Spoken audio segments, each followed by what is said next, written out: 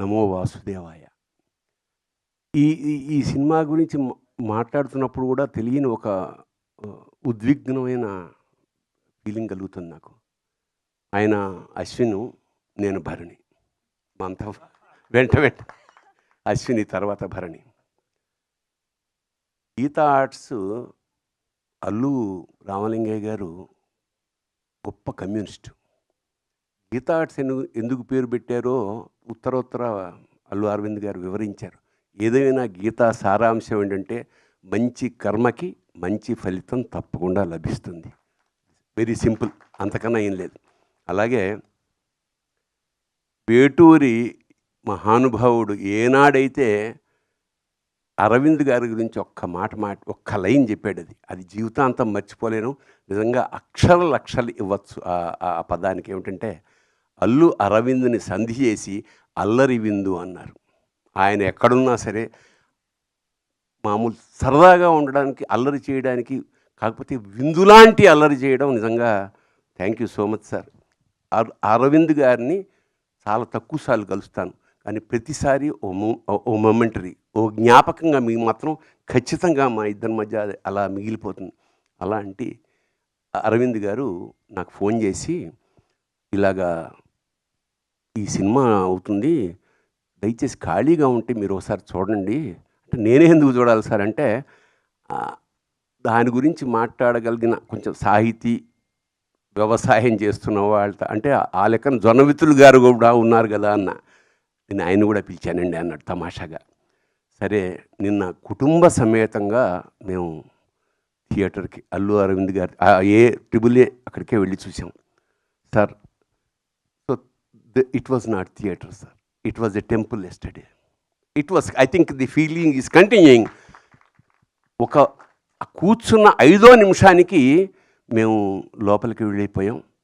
ఏనాటి భక్త ప్రహ్లాద, ఎస్వి రంగారావు, నరసింహస్వామి, ఆ రోజారమణి, జీవము నీవే కదా అన్న పాట అక్కడ మొదలైపోయింది. నాకు అలా వస్తూనే ఉంది ఒక్కొక్క సీను. ఇది సినిమా తీశారా లేకపోతే సాక్షాత్కారం జరుగుతోందా మాకు అర్థం కాలేని ఒక అద్భుతమైన లోపలికి వెళ్ళిపోయాం. దాదాపు ఒక 20-30 సార్లైనా కళ్ళు చెమర్చే ఈ భావన, the way how you tackle, అంటే కొత్త డైమెన్షన్స్. ఇప్పుడు ఇందాక అమ్మాయి చెప్పింది, మా యాంకర్, వాడిని విష్ణు ఎత్తుకోవడం వరకు ఆ కళ్ళల్లో ఆయన చూపించిన ఆర్ద్రత నిజంగా విష్ణువు అంటే తప్పకుండా మనకి దర్శనం అవుతుందా అని మేము జన్మలు ఋషులు తపస్సు చేస్తే ఎలా వస్తుందో అలాంటి ఒక గొప్ప తపస్సు చేశాడు అశ్విని. సో మీకు లభించిన అదృష్టం కాదు సార్, యావత్ ప్రపంచానికి కూడా విష్ణుమూర్తిని, నరసింహస్వామిని దర్శనం చేయించేశారు. ఆ చివరి మూమెంట్ ఏదైతే ఉందో ఆ 20 నిమిషాలు, అంటే సభాముఖంగా మేము పిలవడానికి కూడా కారణం ఇది పూర్వజన్మల పుణ్యం. ఈ సినిమా చూడడం యోగం అన్నమాట. ఖచ్చితంగా ఒకసారి కాదు, ఎన్నిసార్లు మేము చూడాలో నాకే తెలియట్లేదు. ఎన్నిసార్లు చేసినా కొత్త ఎక్స్పీరియన్స్. ప్రతి క్షణాన్ని ఈ మధ్యకాలంలో ఎంజాయ్ చేసిన పరిపూర్ణమైన సినిమా ఇది. ఆ గ్రాఫిక్స్, జనరల్గా ఏమిటంటే గ్రాఫిక్స్లో చాలా రకాల లోపాలు ఉంటాయి, కానీ ఇక్కడ ఏమంటే ఆ భావాలతోటి, వాళ్ళ కదలికలతోటి, ఆ డీటెయిల్స్ తోటి, ఆ కళ్ళల్లో ఉండే కరుణతోటి మొత్తం కబ్జా చేసేసారు మా మనస్సులు, హృదయాలు ద్రవించేసాయి. ఇంకా చివరికి ఇది మహావతారం ఎందుకని పెట్టారా, అవతారమే కదా అంటే, నిజంగా అంత పెద్ద నారసింహుణ్ణి నా జీవితంలో చూశారు. కానీ స్క్రీన్ అంతా నిండిపోయి విశ్వరూప సందర్శనం ఏకకాలంలో ఎలా జరిగితే ఎలా ఒళ్ళు గగురు పుడుతుందో అలా ఒక ఉద్వేగానికి లోనైపోయాం. నిజంగా ఇది రసాత్మకం, కళాత్మకం. ఇంకోటంటే ఒక్క విషయం చెప్పాలి, ఇది తీసిన వాళ్ళు, చేసిన వాళ్ళు, రాసిన వాళ్ళు, తీసిన వాళ్ళు, చూసిన వాళ్ళు కూడా ధన్యులే.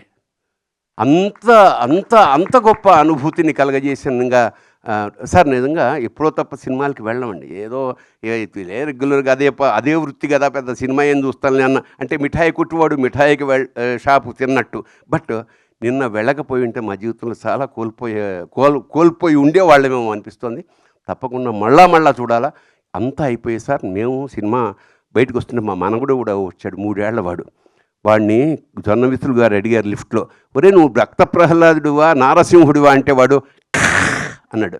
అంటే ఒక 3 ఏళ్ల వాడి మనస్సులోకి నరసింహస్వామి ఎలా ప్రవేశించేశాడో ఆశ్చర్యం వేస్తోంది. ఈ సినిమా సార్ మీరు 2 ఏళ్ళకి ఒకసారి ప్లాన్ చేస్తున్నారు కదా! I think that will run for 2 years sir continuously. Yes. Then only you have to take another project. అట్లాగా I think it's a big project ఇది Lord has given you sir. I think this is the greatest opportunity of our life. ఒక cinema ఒక కావ్యంలాగా, అలాగే సనాతన ధర్మాన్ని ఇంత అంటే ఎక్కువ ప్రచారం ఏమి అక్కర్లేదండి. ఒక్కసారి సినిమా చూస్తే అది గుండెల లోపలికి వెళ్ళిపోయింది.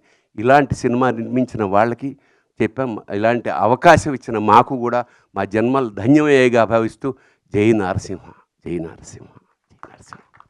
Thank you sir.